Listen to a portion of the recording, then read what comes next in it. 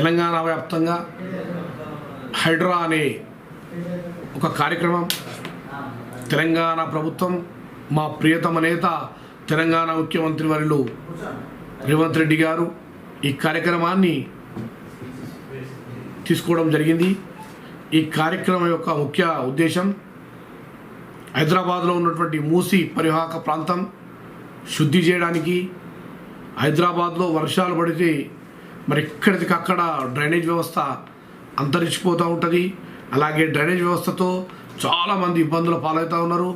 కాబట్టి ఈ కార్యక్రమాన్ని చేపడితే ఎక్కడికక్కడ ఎఫ్టీఎల్లో ఉన్నటువంటి ఇండ్లు కానివ్వండి, మరి బఫర్ జోన్లో ఉన్నటువంటి ఇండ్లను కానీ హైదరాబాదు ప్రాంతానికి సంబంధించి హెచ్ఎండిఏ లేఅవుట్కు సంబంధించి ఈ కార్యక్రమాన్ని ముఖ్యమంత్రి రేవంత్ రెడ్డి గారు చెప్పడం జరిగింది.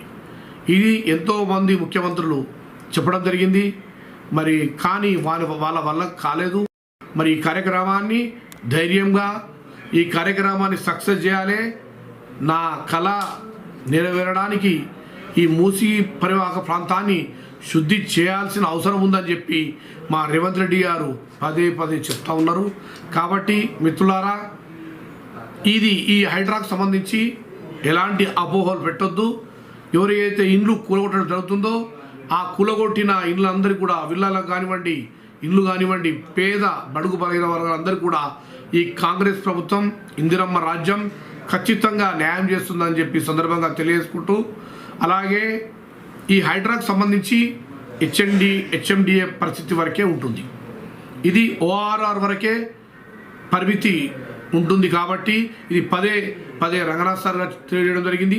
అలాగే మా ముఖ్యమంత్రి రేవంత్ రెడ్డి గారు కూడా తెలియజేయడం జరిగింది. కాబట్టి ఇది నియోజకవర్గాలకు ఖచ్చితంగా చేరుతుంది. మరి చెరువుల్లో ఉన్నటువంటి ప్రాంతాలలో ఎఫ్టీఎల్లో కట్టుకున్నటువంటి ఇండ్లు, మరి బఫర్ జోన్లో కట్టుకున్నటువంటి ఇళ్లను కూలగొట్టి నిలమట్టం చేస్తారు అని చెప్పి బాగా ప్రచారం జరుగుతూ ఉన్నది. నేను ముఖ్యంగా ఆందోళన నియోజకవర్గ వాసిని. ఆందోళన నియోజకవర్గం ఆందోళన జోపడ మున్సిపల్ పరిధిలో ఉన్నటువంటి నేను కౌన్సిలర్గా విధులు నిర్వహిస్తూ ఉన్నా. ఈ కౌన్సిలర్గా ఉన్నప్పుడు ప్రజలకందరికీ కూడా భయాందోళన జరుగుతున్నప్పుడు నేను వాళ్ళందరికీ కూడా నచ్చజెప్పడానికి, ధైర్యం నింపడానికి నేను ఒకటే ఒక విషయం తెలియజేస్తూ ఉన్నా. మా ఆందోళన నియోజకవర్గానికి మా ప్రియతమ నేత, మరి వైద్య ఆరోగ్య శాఖ మంత్రి అయినటువంటి మా దామోదర రాజసింహ గారు ప్రజలకు ఎప్పటికప్పుడు అందుబాటులో ఉంటూ అభివృద్ధి చేయడానికి ముందంజలో ఉంటూ మరి ఎన్నో వందల కోట్ల అభివృద్ధి చేయడానికి ముందుకు వస్తూ ఉన్నారు. ఇప్పుడు నర్సింగ్ కాలేజ్ కానివ్వండి, 150 పడకల ఆసుపత్రి కానివ్వండి, 80 కోట్లతో అజ్జమారి రోడ్డునే కానివ్వండి, మరి మా జోగిపేటలో అద్భుతమైనటువంటి ఎన్టీఆర్ స్టేడియంను నిర్మించడానికి, మరి అలాగే మా జోగిపేటలో సీసీ రోడ్లు అన్నీ కూడా కావడానికి మా 500 కోట్లతో ఆందోళన నియోజకవర్గంలో శంకుస్థాపనలు జరిగినాయి. ముఖ్యంగా ఆందోళన నియోజకవర్గం ఆందోళన జోగిపేట మున్సిపల్ పరిధిలో 132 కోట్లతో శంకుస్థాపన జరిగింది. నేను ఒకటి తెలియజేస్తా ఉన్నా ప్రజలందరికీ కూడా, మీరు హైడ్రాకు ఆందోళన నియోజకవర్గానికి సంబంధం లేదు. కాబట్టి మీరు భయపడాల్సిన అవసరం లేదు. ఖచ్చితంగా మన మంత్రివర్యులు దామోదర రాజసింహ గారి ఖచ్చితంగా ఒక సమీక్షా సమావేశం ఏర్పాటు చేసి మీ అందరూ కూడా న్యాయంగా ఉండేటట్టుగా చేస్తారు. మీకు ఖచ్చితంగా న్యాయం జరుగుతుంది. కాబట్టి మేము కూడా ఆయన శిష్యులుగా తెలియజేస్తూ ఉన్నాం.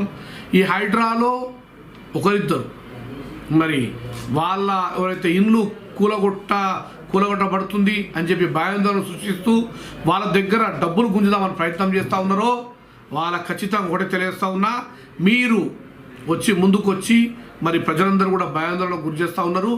కాబట్టి వాళ్ళను భయాందోళనకు గురి చేయొద్దు.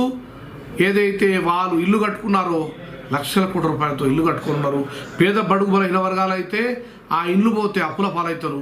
కాబట్టి వాళ్ళను ఇబ్బందుల పాలు చేయొద్దని చెప్పి ఈ సందర్భంగా తెలియజేసుకుంటా ఉన్నా.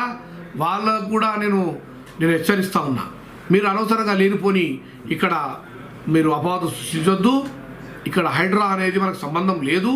ఇది హెచ్ఎండిఏ పరిధిలో వరకే ఉంటుంది, మనది డిడిసిపి పరిధిలో ఉంటుంది. కాబట్టి మన ఆందోళన జోగిపేట మున్సిపల్ పరిధిలో అలాంటివి ఏమీ రావు అని చెప్పి ఈ సందర్భంగా ధైర్యంగా నేను ప్రతి ఒక్కరికి తెలియజేస్తూ ఉన్నా.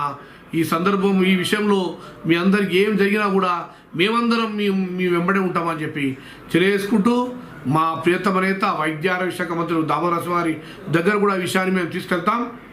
అవసరమైతే మా మంత్రివర్యులు గారు మీకు అందరికీ అండదండగా ఉంటారని చెప్పి ఈ సందర్భంగా తెలియజేసుకుంటూ మీరందరూ కూడా భయపడొద్దు ఈ హైడ్రా విషయంలో అని తెలియజేసుకుంటూ నమస్కారం తెలియజేస్తున్నాను.